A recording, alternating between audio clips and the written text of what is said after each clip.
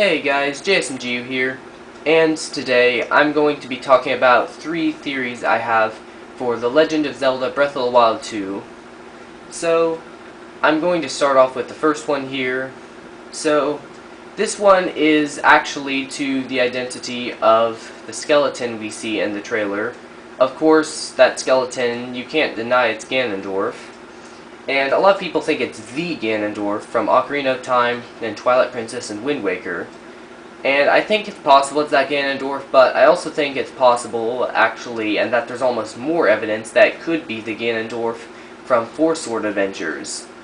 We actually never see this Ganondorf because in the game, he's just mentioned, and it's mentioned that he went and he got the Dark Trident and turned into Ganon. But we never see him in his Ganondorf form in that game, just as Ganon, so we don't know what he looked like as Ganondorf in that game. And I think this could be that Ganondorf because there's some evidence towards it.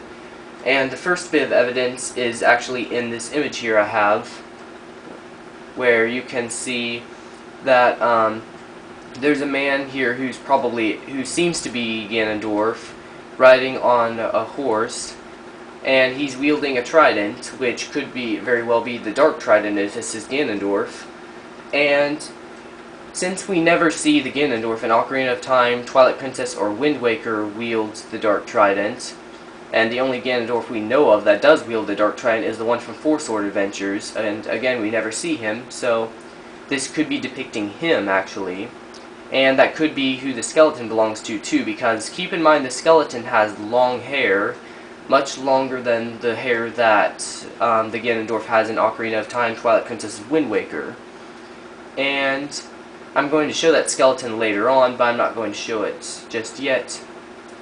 And yeah, that's all I've got for that for now. And now I'm going to move on to the next theory, which is that the reason why Link and Zelda are underneath Hyrule Castle in the Breath of the Wild 2 trailer, because it seems like that's where they're located.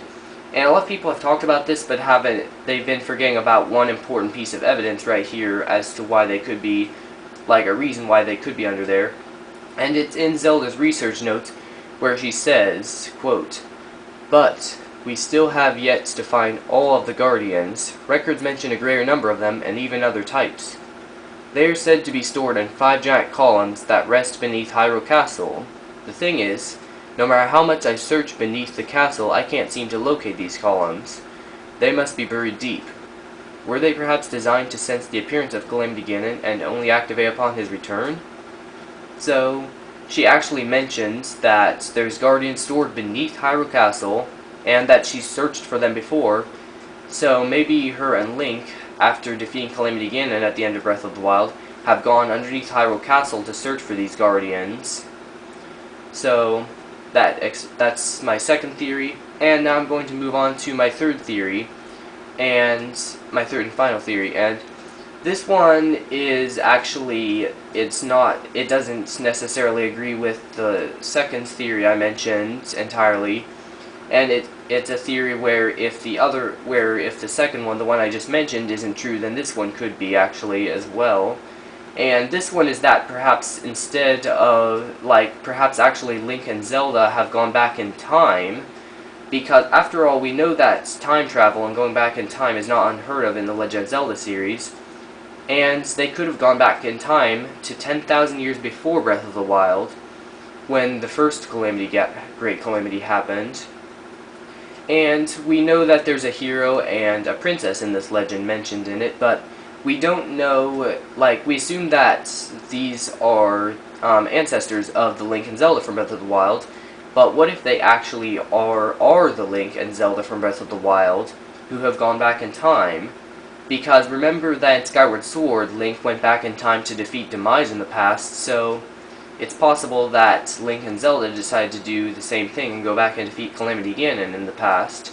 And they could be the hero and princess mentioned in the legend that we hear in Breath of the Wild. So, what I want to point out is that we see that Link here seems to have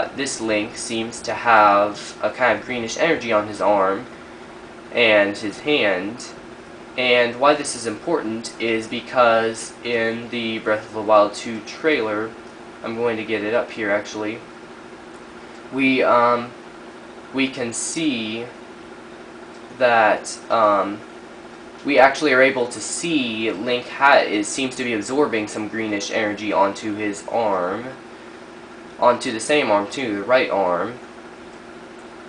So I'm going to pause it at that moment and show that. And so, okay, so there we go. We see his hands there is a similar color to that of the hero mentioned in the legend. And of course we can see his hands being pulled back, that kind of pushed back there.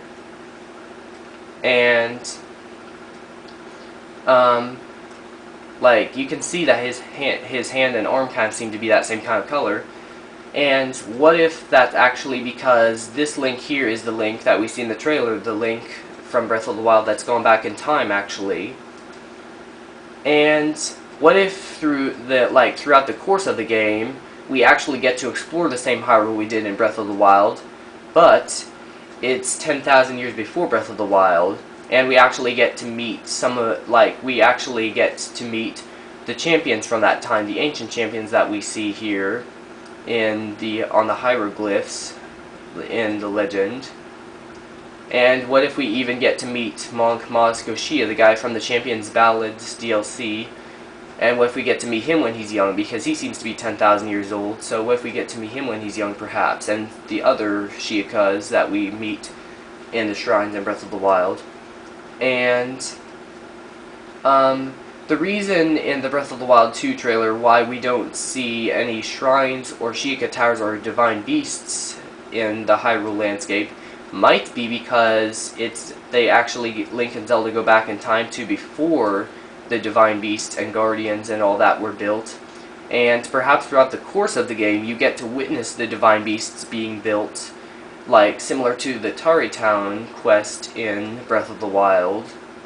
I think that would actually be really interesting if across the course of the game you see the blueprint, that they're at the point where they have the blueprints for the divine beasts but haven't built them yet.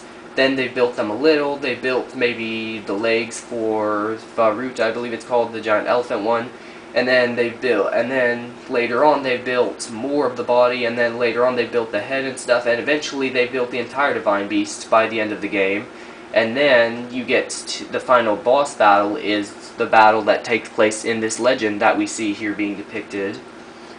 And I mean, now I know that it doesn't necessarily make sense though with Ganondorf's skeleton, so I mean, it's just a theory, but I'm going to show here to just go ahead and show the Ganondorf skeleton. Just so you can see here that he's got the long red hair, of course, like I said, longer than the hair we see on the Ganondorf from the other Ganondorfs seen in the series. And of course, like I said here, you can see the landscape of Hyrule. You notice that the Great Plateau Tower and some of the other towers and some of the shrines and divine beasts are missing from this picture. And like I said, that could be because it's before any of them were built.